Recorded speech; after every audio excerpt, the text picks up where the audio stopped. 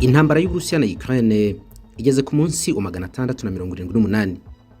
Harabura amezi abiri kugira ngo imyaka ibiri yuzure. Ibitero biremereye cyane biri kugabwa ku mpande zombi, bose bagashinjanya kuba bari gutuma ibintu birushaho gukara. Kuri ubu ikiri kuvugwa cyane kurusha ibindi nuko Uburusiya bwagabye igitero gihambaye kurusha ibindi byose byagabwe kuva intambara yatangira. Ni ibitero byaje muri gahunda yo kwihorera ku bitero Ukraine iherutse kugaba ku Burusiya mu ntara ya Belgorod.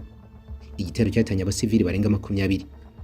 Ni igitero kandi kije nyuma y'uko Perezida w'Uburusiya Vladimir Putin arahiriye yuko agiye gukaza ibitero muri Ukraine mu rwego rwo kwihimura ku bitero byiswe iby'iterabwoba Ukraine yagabye ku butaka bwe.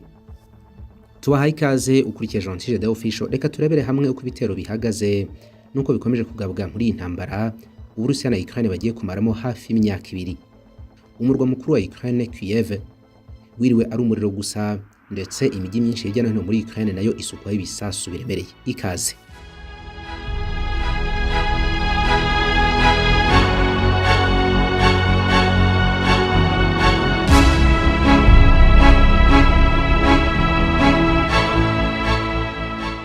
Bakiriya beza, mu rwego rwo gukomeza gufasha abakora business n'abandi bashaka kubyaza umusaruro internet, Afrinovetas yabazaniye promosiyo z'iminsi mikuru kuri service zayo zose, yaba web hosting, yaba kubaka website zitandukanye, kubaka software na apps za telefone, kwamamaza ukoresha imbuga nkoranyambaga cyangwa social media marketing. Ahangaha hose babakuriyeho 40% ku biciro byari bisanzwe. Ushobora kandi guhitamo kubona full package irimo website bakora, kimwe no kuyihostinga, bakaguha domain, bakaguha professional email, social media marketing y'ukwezi kose, n'ubufasha mu bya tekinike mu gihe kingana n'umwaka wose. Akarusho kuri ibi ngibi, ubu noneho ntabwo bahita bagusaba amafaranga nk'uko byari bisanzwe mbere. Ubanza kwishyura nibura 20%, hanyuma mu gihe kingana n'ukwezi ukazaba wishyura andi asigaye. Iyi promosiyo iramara ukwezi kose. Bahamagare kuri 0780 68 0973. Iyi nimero iri no kuri WhatsApp, ariko wanabandikira kuri info@afrinovetas.com. Ushobora no gusura website yabo ya afrinovetas.com. Ofisi yabo iri muri CTB hafi ya Centenary House, inyuma gato ya Simba i Nyarugenge. Afrinovetas ibifurije Noheli nziza n'umwaka mushya muhire.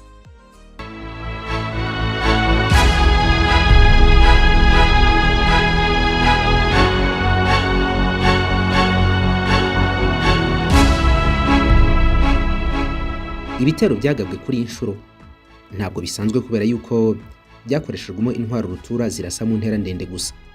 Misile zasekujwe kuri site zitandukanye, zatoranyijwe neza n'igisirikare cya Moscow. Minisiteri y'Ingabo mu Burusiya isobanura by'iki gitero kidasanzwe. Yavuze yuko ububiko bw'intwaro n'amasasu ndetse n'inganda za gisirikare ari byo byibasiwe cyane, by'umwihariko aha muri Ukraine.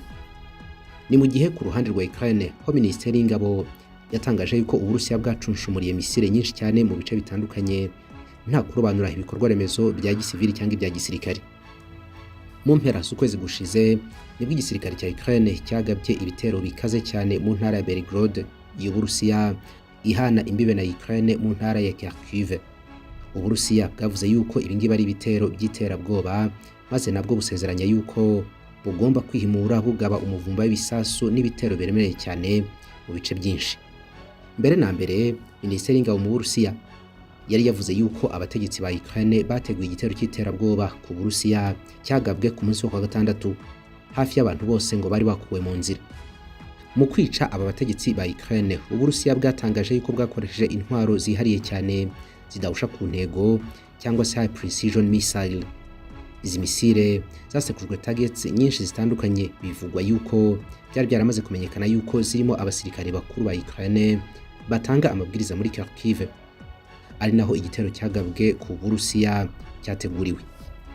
Minisiteri y'Ingabo mu Burusiya yatangaje ko misile zatwitse burundu inyubako yitwa Kharkov Palace Hotel, yarimo abategetsi bakuru mu butasi n'igisirikare cya Ukraine, bose bakasiga ubuzima. Abangaba nibo ngo bari bagize uruhare rutaziguye mu gupanga igitero cy'iterabwoba ku Burusiya. Iyo nyubako kandi ngo harimo abandi bacanshura abanyamahanga bagera kuri 200, ari nabo bivugwa yuko bakoze iki gitero kuri territoire z'Uburusiya. Ibindi bisasu bikaze byasekujwe ku nyubako ikorerwamo n'inzego z'ibanga za Ukraine, Ukraine Security Services. ndetse n'uduce bivugwa yuko muri iyi minsi turimo abanationaliste ba Ukraine bagendera ku matwara akarishye yo kumva yuko ari abanyagihugu kurusha abandi. Minisiteri y'ingabo mu Burusiya ivuga yuko muri ibyo bisasu bateye haguyemo abacanshuro b'abanyamahanga, kongeraho abarwanyi kabuhariwe bo muri unité yitwa Kraken yari iri gutegura ibindi bitero bikaze by'ubucengezi mu Burusiya. Mu burengerazuba bwa Ukraine naho hagabwe ikindi gitero gikomeye cyane kibasiye ikigo cy'igihugu gishinzwe by'isanzure ahabarizwa ibiro bikuru byo gukusanya amakuru y'ubutasi bikorewe mu isanzure muri Ukraine. Hiyongeraho kandi ibitero bikaze cyane kuri za depo z'ibitoro za Ukraine mu gace ka Zaporizhia Ukraine igenzura. Uburusiya bwatangaje yuko bwibasiye gusa ibikorwa remezo bifite ahantu bihuriye n'igisirikare, ariko Ukraine ikavuga yuko hari n'ibikorwa remezo bya gisivili byibasiwe. Avuga kuri ibi bitero bya Ukraine by'iterabwoba ndetse no ku bitero by'Uburusiya byo kwihimura, Bwana Putin yavuze yuko Uburusiya bugiye kongera ibitero byabwo kuri Ukraine gusa hakajya haraswa kuri targets z'igisirikare. Vladimir Putin yavuze yuko Ukraine itazigera ibabarirwa kuri ibi bitero yise iby'iterabwoba. Yabivuze mu nama yagiranye n'ingabo z'Uburusiya zakomerekeye muri ibi bitero byabwo kuri Ukraine, ubu ngubu bari kuvurirwa mu bitaro i Moscow. Umwe muri abo basirikare yabajije Putin uko abona ibitero bya Ukraine byo muri Belgorod ndetse n'intambwe yateganya gukora mu buryo bwo kwihimura. Mu gusubiza rero nibwo Bwana Putin yavuze yuko igitero cya Ukraine ari icy'iterabwoba kibasiye abaturage nta kurobanura ndetse kigakoreshwamo intwaro zitemewe ku rugamba. Ati bakoresheje izo ntwaro barashe rwagati mu mujyi aho abaturage bari kujya gusoza umwaka. Ni igitero kibasiye abaturage b'abasivili b'inzirakarengane, bityo nta kundi wakita uretse kuba ari igitero cy'iterabwoba. Bwana Putin yakomeje yemeza yuko ubutegetsi bw'i Kiev hamwe n'abaterankunga babwo bagamije gucecekesha abaturage b'Uburusiya ndetse no kubatezamo imidugararo. Putin ati Uburusiya buzihimura ku bikorwa bya Ukraine, ariko ntabwo buzabikora nk'uko Ukraine ibikora, kabone n'ubwo bufite ubwo bushobozi. Tubishatse twasenya Ukraine yose n'imijyi yose, ariko sibyo tugamije, ahubwo tuzakomeza kwibasira ibikorwa remezo bya gisirikare gusa. Nyuma y'ibi bikorwa bikomeye bya gisirikare muri iyi ntambara Uburusiya na Ukraine bihanganyemo kuva mu kwezi kwa 2022, Uburusiya bwemeje yuko bugiye kongera ibitero byabwo. Uburusiya na Ukraine bombi bashinjanya gukaza iyi ntambara.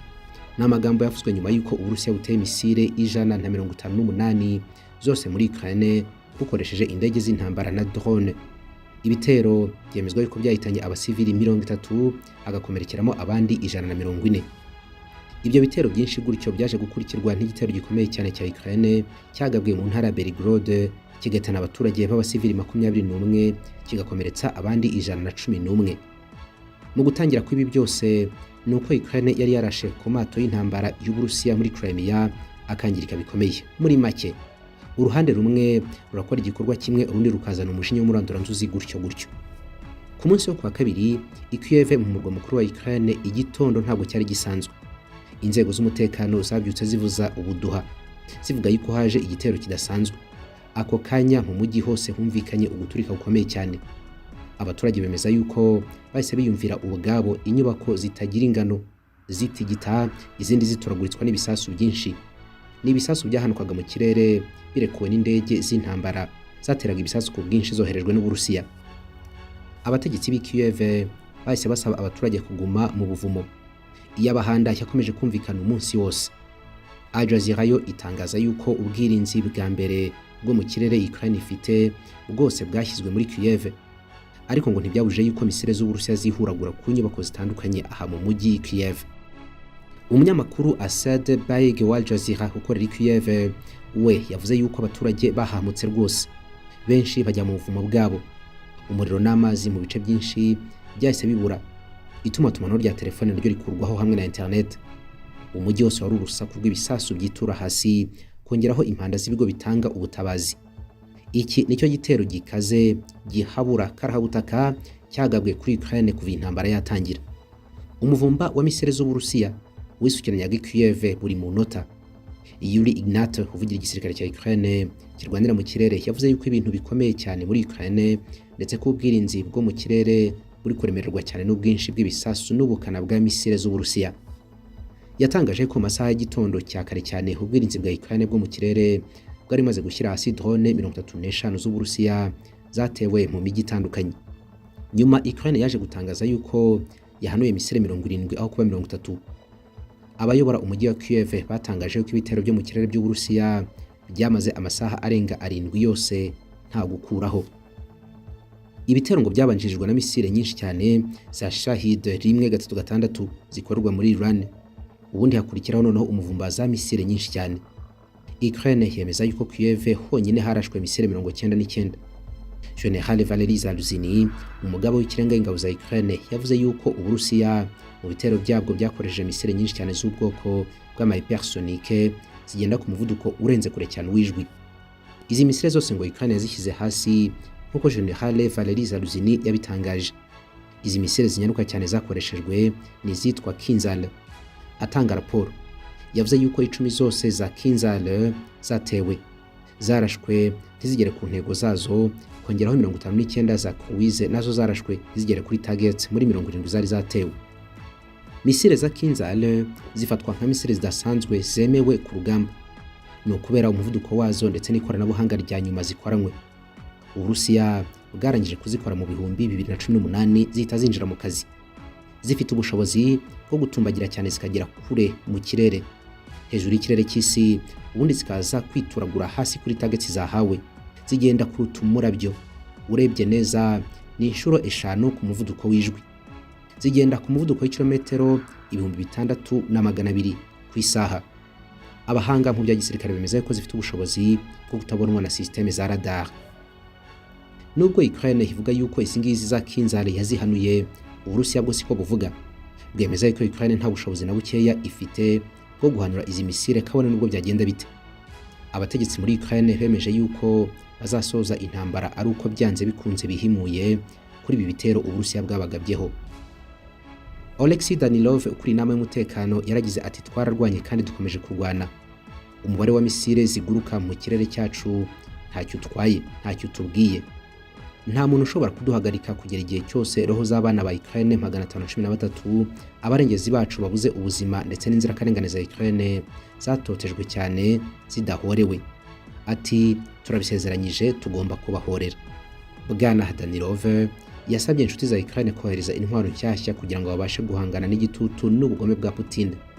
Izi ntwaro nshya kandi nyinshi ngo nizo zizazana garanti y'umutekano kuri Ukraine. Nyamara ariko Leta Zunze Ubumwe za Amerika zavuze yuko intwaro zigomba koherezwa muri Ukraine zashize mu bubiko, ndetse ko inkunga bohereje mu minsi 2 ishize yariyo ya nyuma. Yunganiwe na Minisitiri w'Ububanyi n'Amahanga Bwana Dmytro Kuleba, yagaragaje yuko byihutirwa cyane ko Ukraine ikeneye systeme z'ubwirinzi bwo mu kirere, kongeraho amasasu hamwe na drone zo ku rugamba na misile zigeza ibisasu mu ntera ndende. Amagambo y'abo bategetsi yaje mu gihe ibitero bikaze cyane kandi na Ukraine ikabikomeje kurwana urugamba rwo gutuma uburengerazuba bw'isi bukomeza kwitera inkunga muri iyi ntambara igiye kumara imyaka 2. I Washington muri Amerika, ubusabe bwa miliyari 60 z'amadolari bwatanzwe na Biden. Abarepublikani bavuga ko bari ku butegetsi kubera ko biganje cyane muri Congress barabwitambitse. Ni mu gihe mumwe bw'Uburayi ho ubusabe bwa miliyari 55 z'amadolari zo guhabwa Ukraine bukomeje kwitambikwa na leta ya Hongria. Mu gihe Uburusiya busukiranya misile nyinshi cyane i Kiev no mu yindi migi, Ukraine nayo ntabwo ituje. Amakuru aremeza yuko Uburusiya bwasamye misile za Ukraine zigera kuri 3 zari zatewe mu migi ya Belgorod. Guverineri w'intara Bwana Vyacheslav Gladkov yavuze ko izi misile zarashwe ubwo zari zigeze hejuru y'uyu mujyi. Minisiteri y'ingabo mu Burusiya yaje gutangaza yuko izi misile zari za Eldel MLS missiles.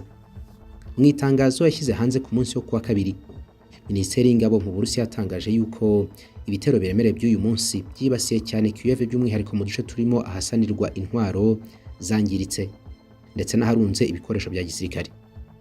Izindi misile zatewe mu bice byo mu yindi migi birimo nkacurirwa drone na misile, kongeraho ububiko bw'intwaro zoherezwa n'uburengerazuba bw'isi.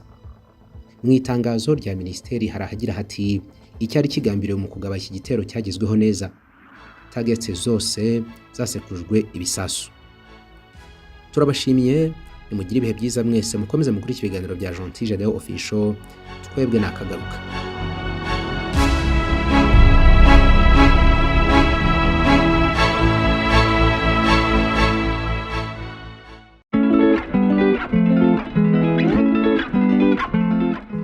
Muri ibi bihe ry'iminsi mikuru y'impera z'umwaka. Kambere Interior Design, kampani y'ubukombe mu gukora za finissage z'amazu yanyu. Ibyo yakoze si ukugabanya ibiciro gusa, ahubwo yabikubise ishoka. Kambere Interior Design yagabanyije ibiciro kugera kuri 30% yose, nko kubasigira amarangi, kubakira ibikoni, za plafond, kubaka amakaro n'imbuga z'amapave, kimwe no kubashyira ibikoresho mu nzu nk'intebe, ibitanda, utubati, garde-robe n'ibindi. Babyeyi, Kambere Interior Design irabibutsa yuko yabatunganyiriza ibyumba by'abana banyu, harimo no kubategurira ibitanda kimwe n'utubati bigenewe abana.